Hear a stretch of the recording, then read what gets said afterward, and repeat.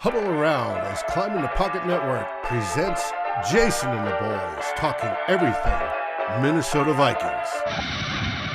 Watch the countdown timer. Away we go again.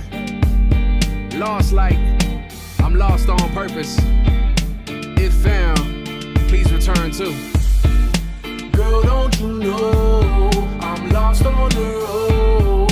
I've been here before. When I get home, girl, don't you know I'm lost on the road? I've been here before. When I get home, my vision blurry, I'm paying the cost. I'm not enough. In fact, it's even better when you're not involved. When I miss your call, I feel that I evolve. Cause as you mentioned, I am more dependent than a college student on their parents, or an old person on their pension. Not to mention, when you hit me on WhatsApp without attention, and a bad booty bitch watched and she looks tempting.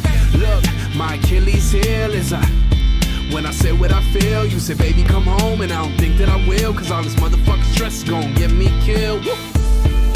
Girl, don't you know I'm lost on the road? I've been here before. When I get home, girl, don't you know I'm lost on the road? I've been here before. When I get home, Huddle around as Climbing the Pocket Network presents Jason and the boys talking everything Minnesota Vikings. No, I can't play these games. No, you can't disrespect and call me names. Sending me signals like you about to switch lanes. Well, go on, do your thing. Go on, do your thing. I mix champagne and propane, get lit. I'm trying to forget all the things that you said, all the things that we did. Girl, don't you know I'm lost on the road? I've been here before. When I get home, girl, don't you know I'm lost on the road?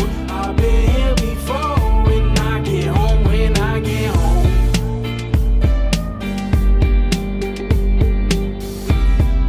watch the breakdown.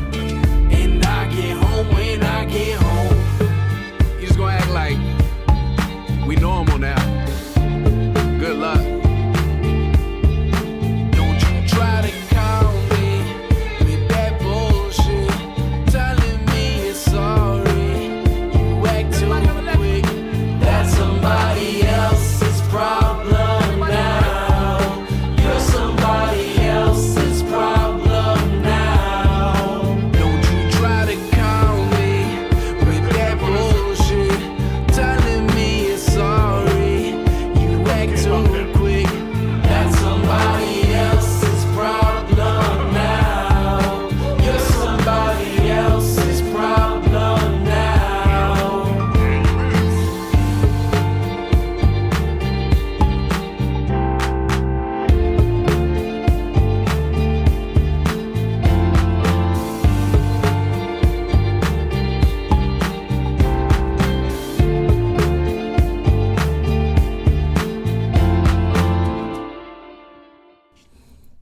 Hey everybody, it's Dave here, and we're happy you're joining us on this Tuesday evening for another Climbing the Pocket Networks in the Huddle.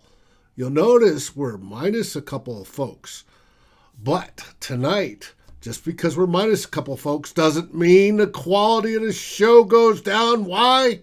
Because we have Miles Gorham and the one and only Flip Mozzie. Flip will be hosting tonight.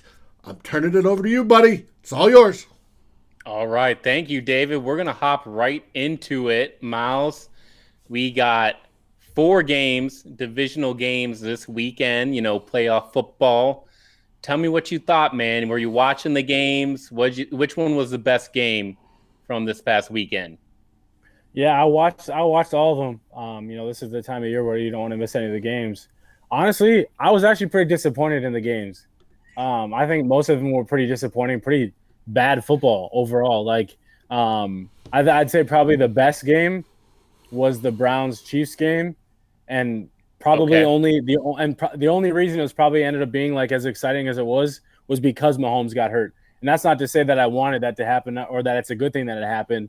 But it created more like opportunity for the Browns to get themselves back into the game and to put themselves into a situation where they had a chance to either tie the game or cut the deficit or win the game even potentially. They had a chance there.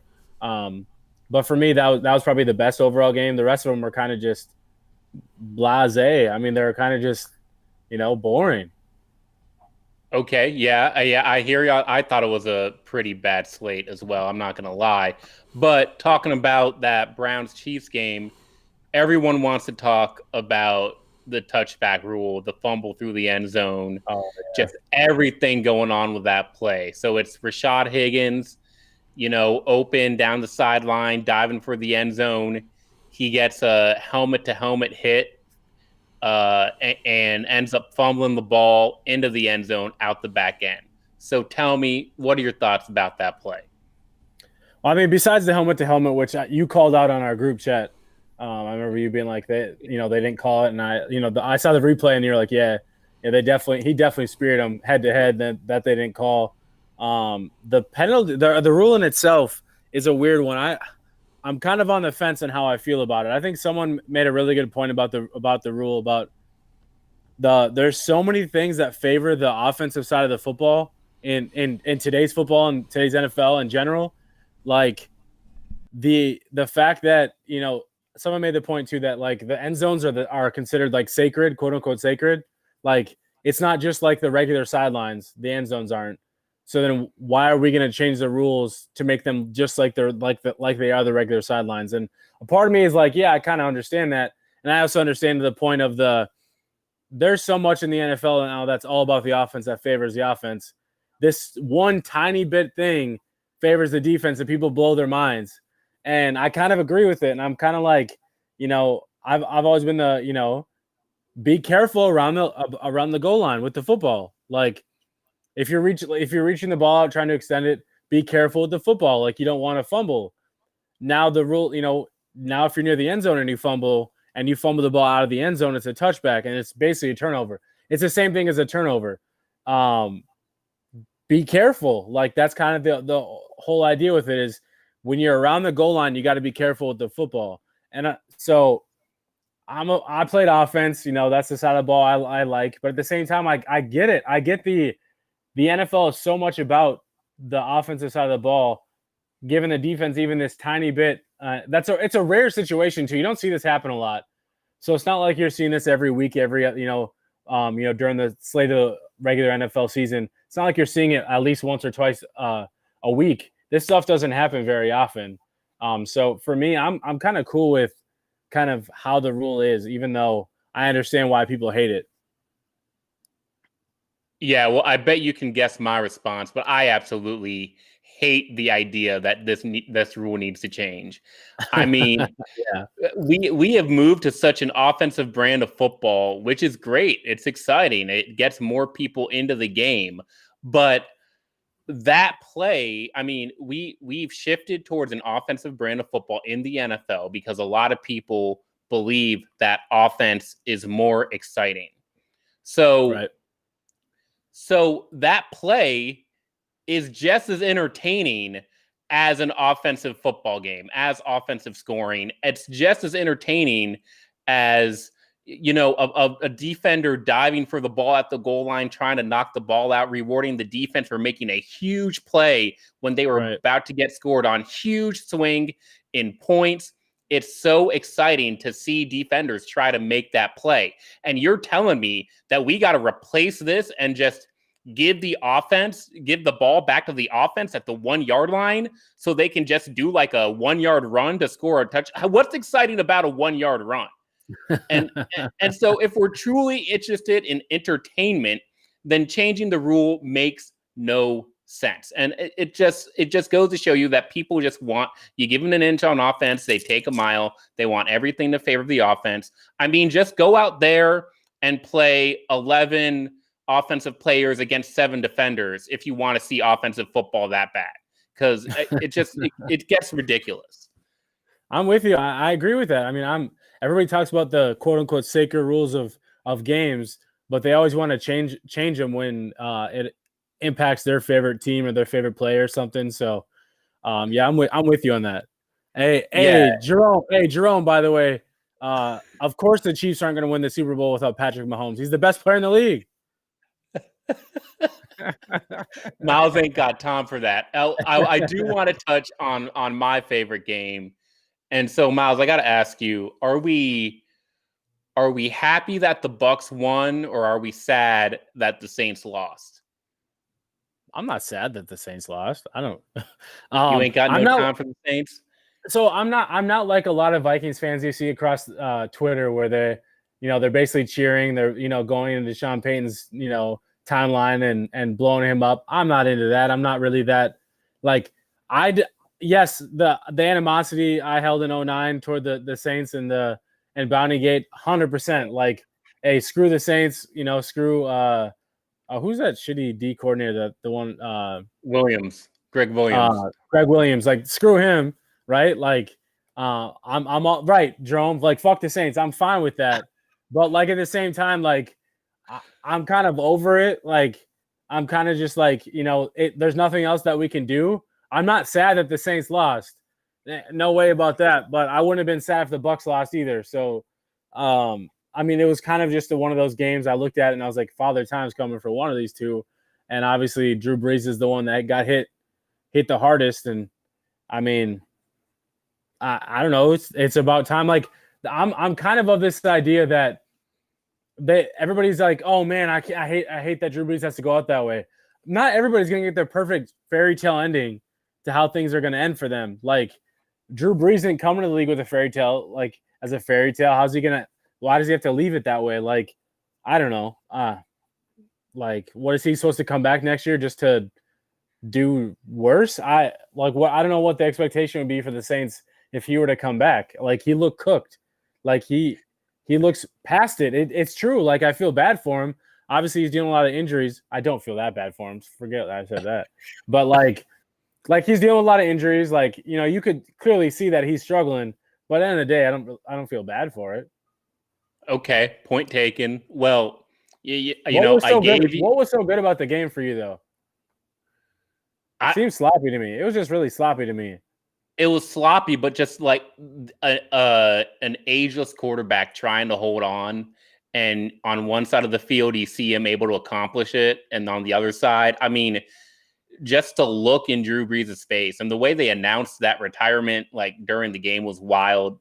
Yeah. But just like knowing that was Drew Brees' last game, or could have been Drew Brees' last game, was just captivating for me in a way that none of the other games really had that weight to it. Like, we are watching an NFL legend, and a lot of people don't like to use that term for Drew Brees. It just, I have more thoughts on it, but I don't think, that's not fair to say. Drew Brees is definitely a legend. I mean, look at the numbers he's put up. Look at everything he's been able to do. Like, to sit here and say he isn't up there with some of the, like, in terms of the last 15 years, he was definitely toe-to-toe with Brady, Manning, Rodgers, all those guys. So we can't sit here and say that he's not. Right. And so I gave you the option of saying you were happy for the Bucks because, you got your Gophers, you got your Minnesota boys, Ty Johnson, that was Antoine cool. Winfield. You didn't take it. You didn't take it. Hey, you're right, but that catch by Tyler Johnson was legit, though. It was legit. I mean, it's not like we cheer for a pro team that needs a stud safety and a third wide receiver or anything, but point taken. But did we need a safety? I'm with you. I agree, though. I mean, it might maybe groom one before you really need one. I'm with you on that. But maybe we're about to turn a lot of people off. But man, I'm sad for the Saints. I'm sad. And come on, Flip. That's not like you. That should not be that should not be your take here.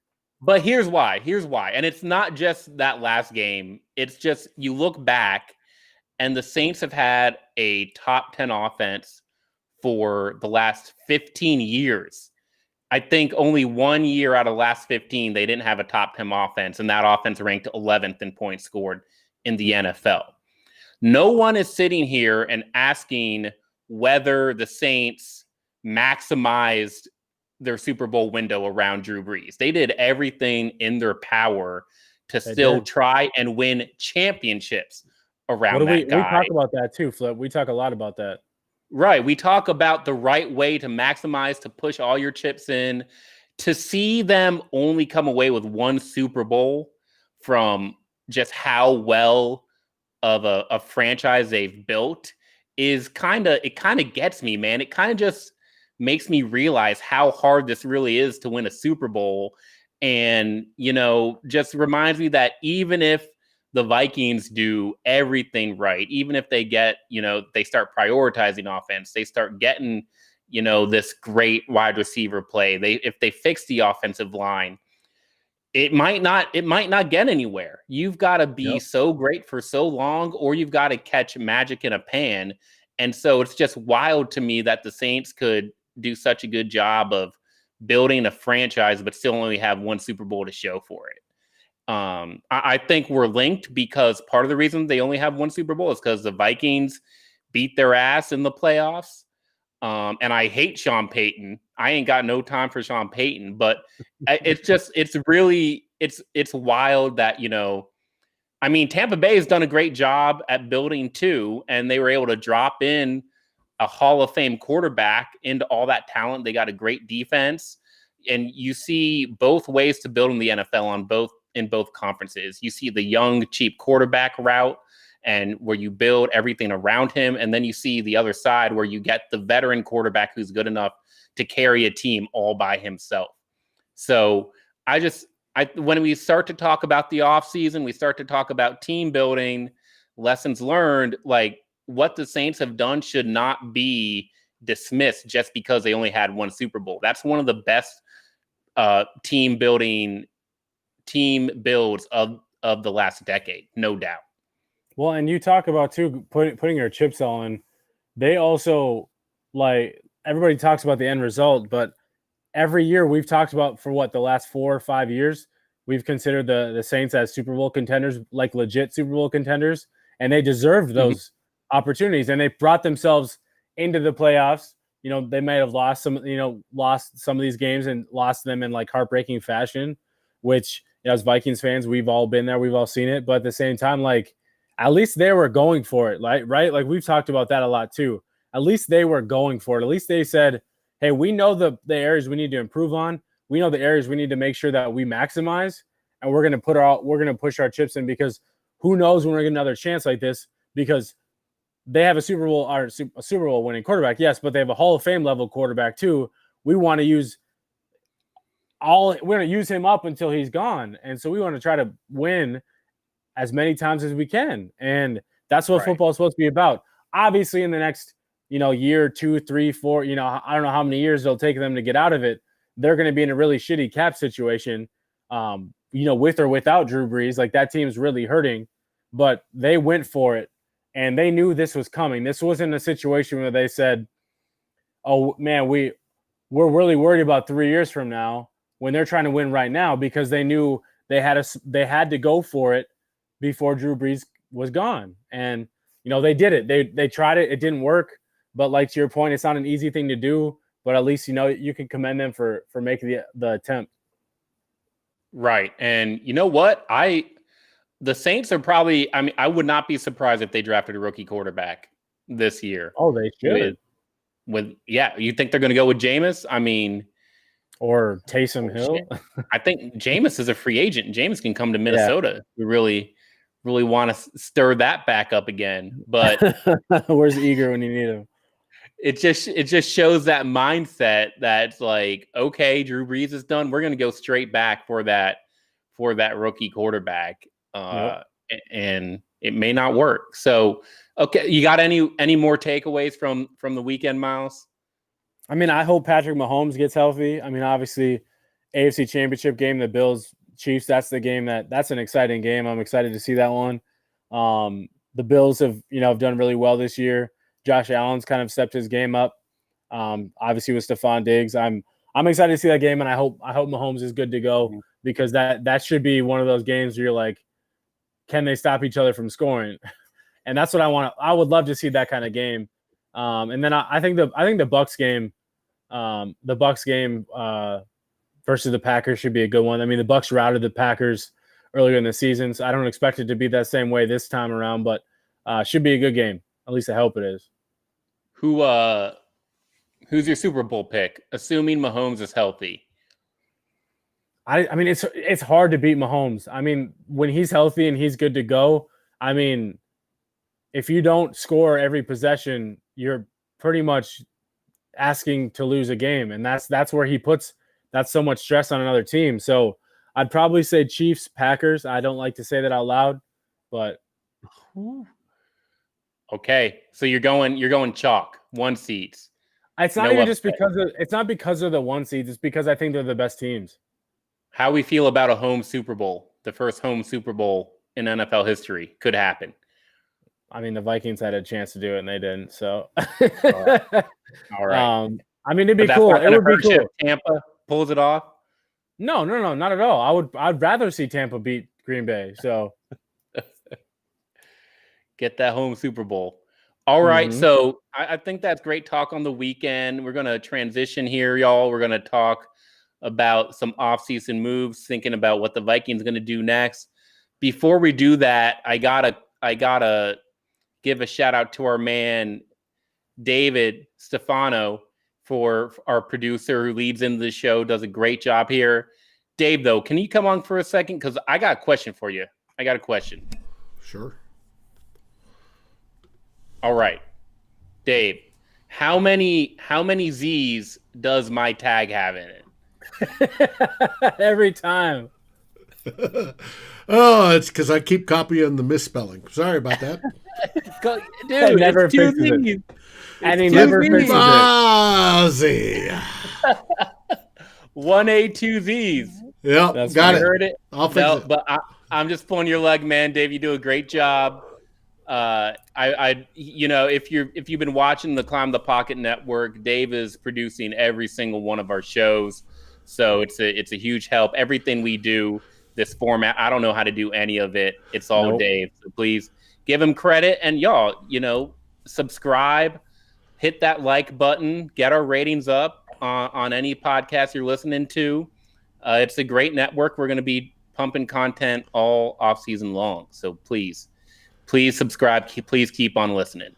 And for this show, In the Huddle, we've got the special because we have Zoo Legacy has granted us permission to use their music in the intro as you guys gather up. And I got to tell you, Zoo Legacy, I love their music. I can't wait till more of it comes out. But back to football. I love it too. Yes, Zoo Legacy, that's 1 Z. My tag has 2 Z's.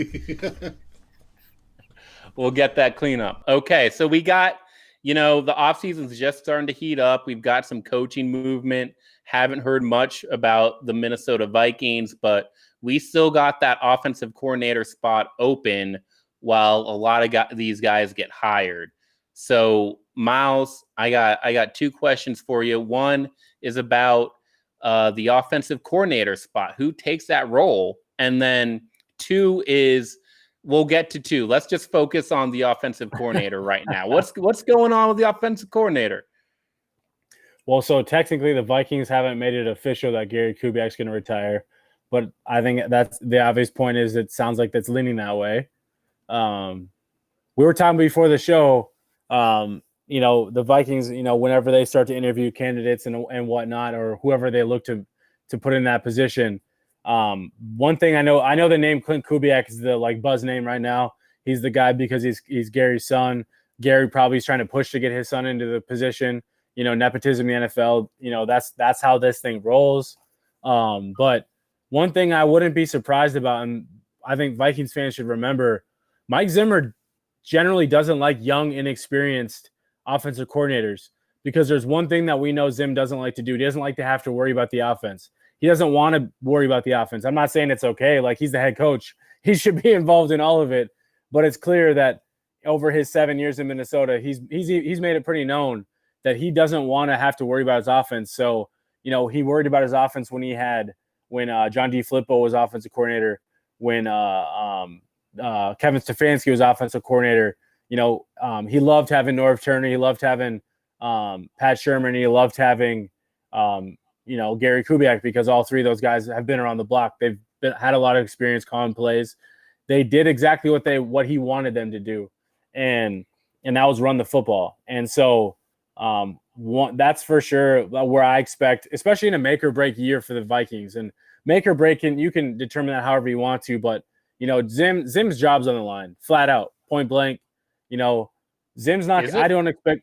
I think it is. I'm not. I mean, based off of what we've heard in the last year, from the Saints game last year to the Vikings underachieving this year, I would assume that leash has gotten really short, and that seat's getting pretty hot for Zim.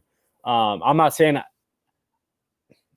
to say I agree with it just because of some of the body work, whatever. Like, we don't have to get into all that, but overall, like, I believe, this is one of the years that Zim knows that he needs to progress and they need to make the playoffs. Like, this is, we talk Super Bowl flip. I'm 100% with you on, it should be, essentially Super Bowl or bust for this team, and especially this regime, because they've had so many opportunities. But, if we want to talk realistically, they're probably in a playoffs, win a playoff game or bust type of situation. And so I don't expect to see Zim putting that in the hands of a young, inexperienced, or zero experience coordinator and a guy like Clint Kubiak. And that's not to say Kubiak couldn't do it, but I expect a couple names I expect him to really explore. There's the obvious choice.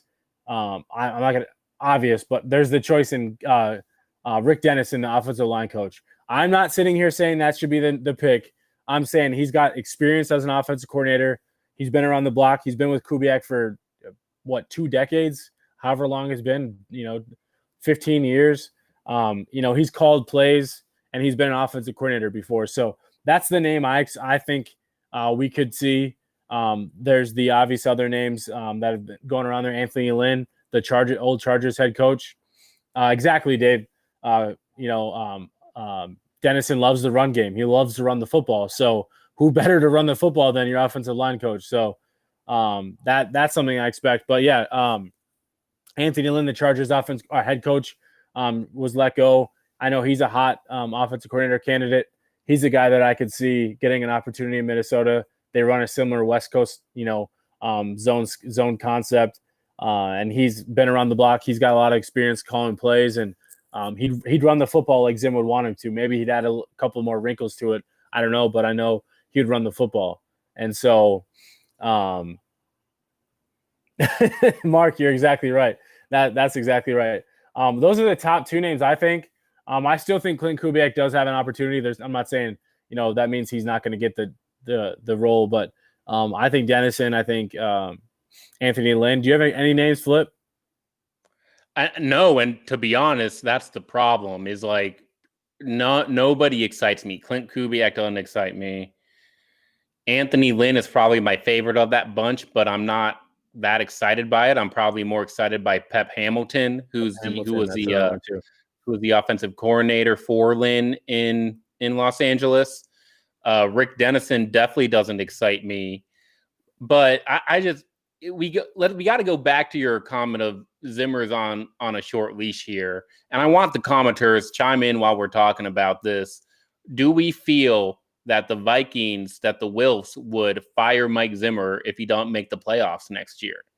Because you got to think long term here. You just can't think in 1 year increments, or maybe Zim just tries to get an old guy who's going to take with him. The other route, and I say that because the other route is get a young guy. I just don't get it. Every year there's all these talented young minds on the offensive side of the ball, and the Vikings are just allergic to them because maybe they're scarred from the JDF, from the John DeFilippo experience, but there's not even a whisper that one of these guys might fit for an offensive coordinator opening in Minnesota, for a team that's got an established quarterback. You've got a stud rookie wide receiver. You've got a all-pro, well, maybe not all-pro, but Adam Thielen on the other side of the ball is no slouch. You got Dalvin Cook back there. You've got Irv Smith Jr. A great offensive coordinator should love to come to Minnesota. And there's only one thing blocking it. And frankly, if I think Zim's on the hot seat and I'm the Wilfs, then I'm hiring the young guy. I'm telling Zimmer, look, you make it work with this group or get out of town, and I'm going to make this offensive coordinator my next head coach. So whether Zim is on a short leash or not actually is a part of this decision. Yeah, but the hard part is, you know how coaches coaches are very much have control of their staff. And so I'm with you in the fact, but at the same time, you got to allow Zim to hire. Because what was it, 2018? Was Zim on board with bringing in John DeFilippo? Or was that just he's the new hot young coordinator that, the Vikings should want a piece of because, he just won a Super Bowl? Like, was Zim really on board with that? I don't know. But at the same time, if Zim wasn't on board with that, that's an issue to me, because your head coach should have a say in his staff, because it's his job on the line. He's the one dictating to them, what should be done, and he's their boss. So for me, I'm with you, Flip, that they shouldn't be afraid to go after the young OC if that guy's out there that they view as a potential long-term guy. But at the same time, Zim still needs that control over what he envisions his team to be, because that's what the head coach's job is. They're supposed to work to envision what the head coach's vision is for the team. That's supposed to be work. They're supposed to work that with the general manager and the owners as well. But it stops with the head coach, because he's the one running the day-to-day on the team and what you see on game day. So for me, I kind of have to say I don't agree with that to a degree. It shouldn't be the ownership jumping in and saying you have to bring this guy in, because they have to work well with the head coach, and the head coach shouldn't have to bring in somebody they don't feel comfortable bringing in. The head coach works well with one type of dude. I agree. I'm not disagreeing with you, Flip. I know. I'm just saying. I'm just venting. Yeah, damn right, Jerome. Anthony Lynn's available. So the O-line coach, the entire offensive line, the entire offensive staff of the Chargers is available. And I mean, they had like a top 5 offense 2 years ago. And that's a team that's famously been ravaged by injuries on the offensive side of the ball. It's almost a no-brainer compared to the other crappy options that they're looking at right now. But I mean, moving on, a good point that, some of the commentators some of the fans are bringing up. Gary Kubiak he leaked out that he was thinking about retirement. It's been 2 weeks now, and we still don't have an answer. So when we see these other coaching hires be made, all this movement across the NFL for teams that are no longer in the playoffs, is Kubiak keeping us in limbo? Is he keeping us from moving forward? Does he need to, shit or get off the pot here? Yeah, I mean, so here's the question I have. I mean, do we know if Kubiak's made a decision or not? Publicly, we don't, but the Vikings themselves might know, and the Vikings themselves might already be making moves, interviewing or calling on people to see if they're available for the role of offensive coordinator that we might not know about. So, there's that possibility too. So as a fan, you don't like this, like, not knowing idea, because, we're not in control of the situation, but, no one's giving us any other information than, Kubiak's at his ranch sitting on his ass, not giving anyone a decision. So it feels like, that he's just hanging people out to dry. But at the same time, it's not an easy decision.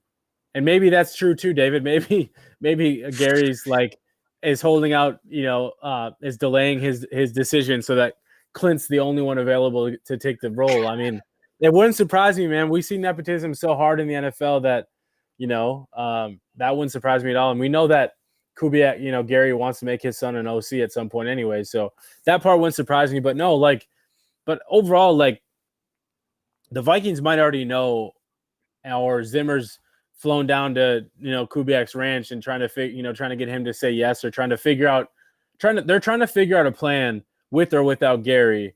And I think just because we don't know anything, it doesn't mean they're not working towards something, whether it's with Gary or without him.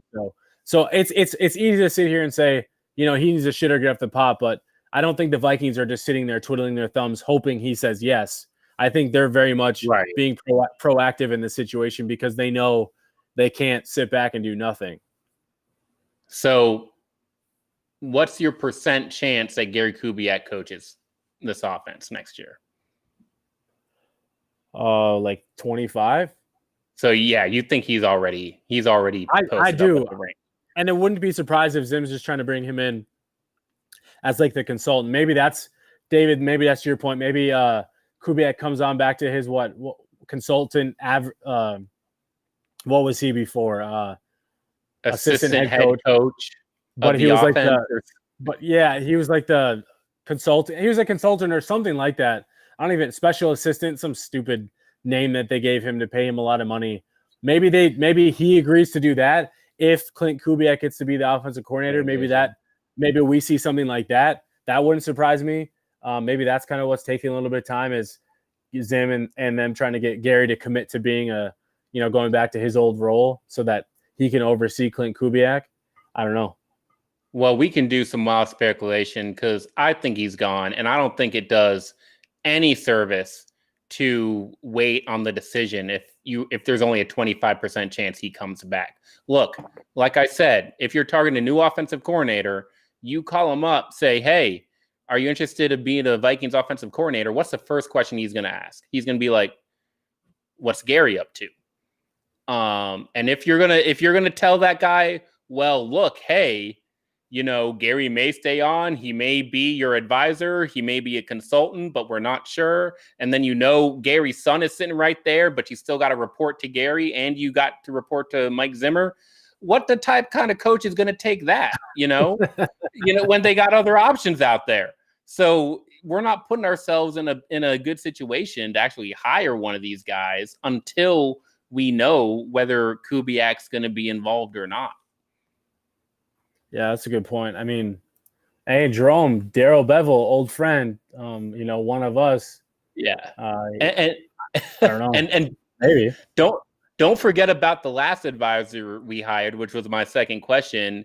Dom Capers, they're not renewing Dom Capers as defensive coordinator, advisor, or whatever his role was. Whatever the hell that was, yeah. What did he do here? Honestly, I don't know. I think I honestly have no idea what he did. He collected a paycheck. Yeah, he definitely collected a paycheck, and the defense was trash. Can't blame him for that, but he definitely didn't do anything to help the defense. That's what it's not from what it sounds like. So Zim didn't even mention him in his end of year press conference, and that told me everything I needed to know because they talked about bringing him in, how much influence he's going to have, and bouncing ideas and having different perspective. And then your head coach doesn't even mention him in the end of season presser. So it kind of just tells you everything you need to know. Took all those great ideas and sent Dom Capers probably said 2 things in the meeting, just sat in the back room. Yeah. Oh man. Well, hey, we talked about he cleaned the bathrooms. I love it. F's in the chat for Dom Capers, man. Tough one. So Miles, we're progressing through the offseason. I don't think we talked about the existing free agents last show. I don't think we can really talk much about who we sign, who we should sign until we know who the coaching staff is. That's why we spent so much time. And where the cap's going to be. Cap's going to be low. So we'll see how that all plays out. And that'll definitely have an impact. But we got some news on the combine as well. The 2020 combine has been canceled. It won't be done. Miles, you and I have this conversation every offseason. How much does the combine matter? Underway or Olympics. So do you think no combine is going to affect the evaluation process for these pro teams? Well, what we saw last year is it obviously had an impact. I mean, I think teams mentioned, needing to rely more on their on the film. They obviously had more time to watch film because there was no combines, there was no regional combines, there was no pro days, or maybe a handful before everything shut down. So that just gave scouts and teams more time to evaluate and to watch film. And so then they had to rely on the film mainly for how they finish their boards and their grading system. So I think it has an impact. I'm not going to sit here and say like it should be the end all be all, but teams like to have measurements on guys and they like to know, what they can do in shorts and underwear and, in their, in the underwear Olympics, because at the end of the day, some of it does matter. And yeah, like Dave, Spielman decided I'm just going to go for captains, college team captains, because those guys are quote unquote safe. Well, that's not always the case. And, some guys slip, because they didn't get to test and they didn't get to boost their stock up because they ran a fast 40 or what have you. Some guys, luckily they had the combine last year. So at least there was some of that measurables they got from guys. So obviously they're not getting that this year. So I will say, I'm sure there is going to be a little bit more of an impact there this year than we saw last year, because at least they got official times from a lot of the guys that they were scouting last year. This year with the quote unquote like regional combines being held at like some of the training facilities and whatnot, we'll kind of see how that goes. But it's kind of like a pro day anyways, where the times are never as consistent as what you kind of get at the combine from some of these players. But I do think it has an impact. I think when you're looking to make a final grade on a player and you find ways to differentiate a player, maybe you have two guys with the same grade going into from their film, and then you go into the combine and you need, other things to check off the box. You want to find differentiators from guys. Sometimes, the combine 40s, agility tests,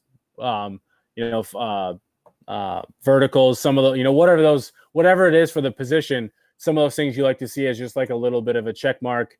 That guy just gets a slight grade above the other because of the testing better or whatever it is. So some of that might be impacted there, but I think we've talked about enough that, the combine, it makes people think I think it does too much to change the narrative of a player.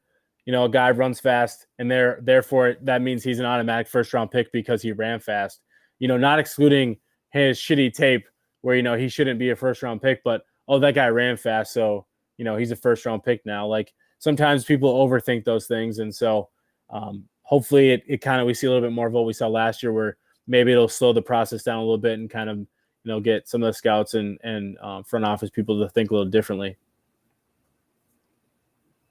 I don't think it matters. I think it's just a reason for scouts to get together and drink in Indianapolis.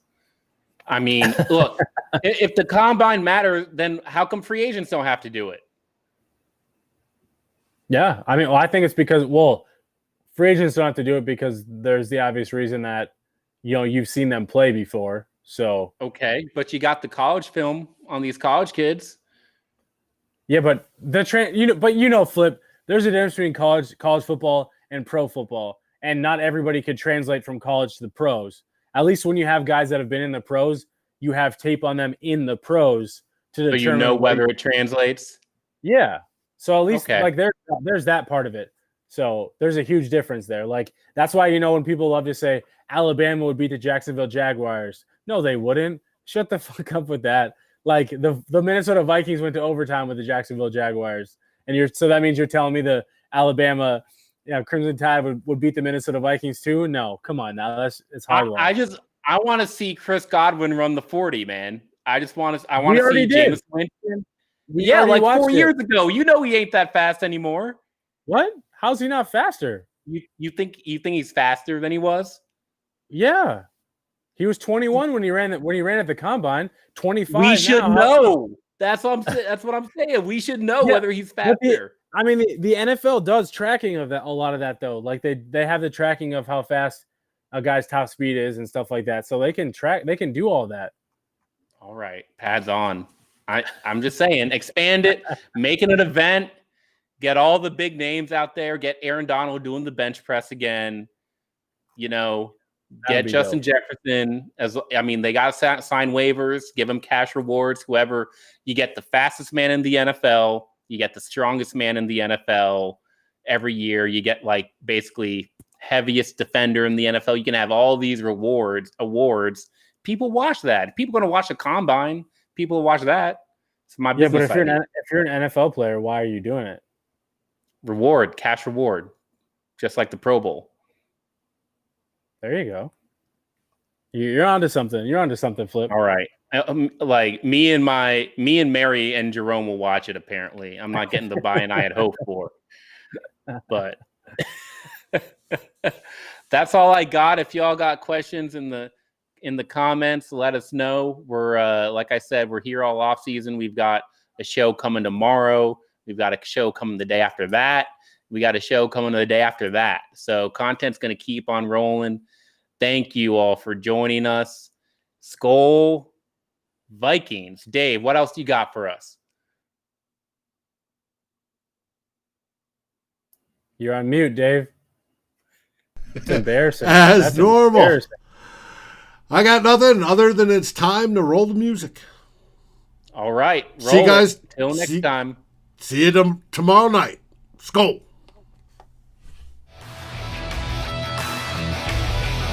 Thank you for watching or listening.